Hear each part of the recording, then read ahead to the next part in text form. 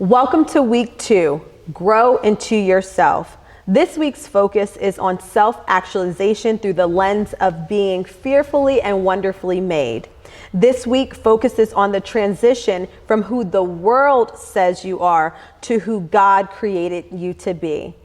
In our mental health awareness series at Prim Tabernacle in Pomona, California.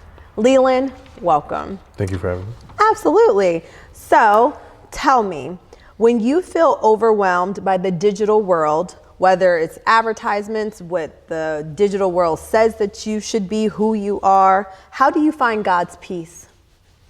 I really try not to focus on those negative things because there are, in the digital world, there are some positive things that you can look at, but not everything is really positive. And when those type of things occur, I try to stray my mind onto something else. Maybe like people say reading books, and I try to read some books, but I don't really.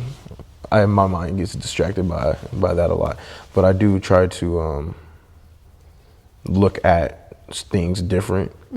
I would stay like on the digital world, but I'd go and do something else that's more positive. Actually, I want to highlight what you're saying. So as a psychologist, I have a thing and it says, change your mind and your whole world changes. And what you're saying is you change your mind, you shift your mind. Some people say, go read. You're like, that's not for me. So what is for you? Like, what helps you calm down, refocus, recenter, and find God's peace? I know you're a musician. Does music help you find God's peace? Listening to music a lot. I like listening to gospel a lot.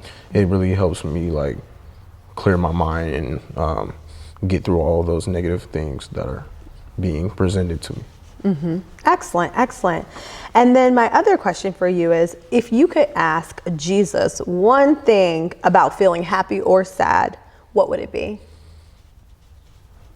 How do I stay happy? How do I stay positive through all the hardships and the negativity? Yes, I love that question. How do I stay happy, or how do I even stay like just focused or content, right? Because in sadness, you can have joy, and joy comes from Jesus. And even in turmoil, you can have peace because peace comes from Jesus. And so I really like that question. It's like, okay, Jesus, how can I have you in all of my situations, whether happy or sad? How can I have you? Excellent. And somebody may be wondering that same question. And so I invite you to come and listen in to our prayer call, listen in to our Bible studies, listen in to our worship service, join us in person.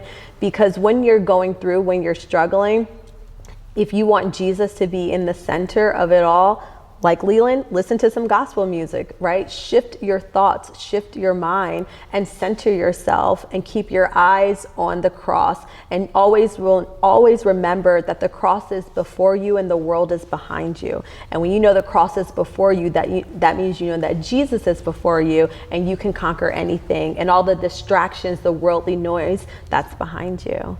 So again, thank you. And is there any closing words that you have for the people? Stay positive. Stay positive.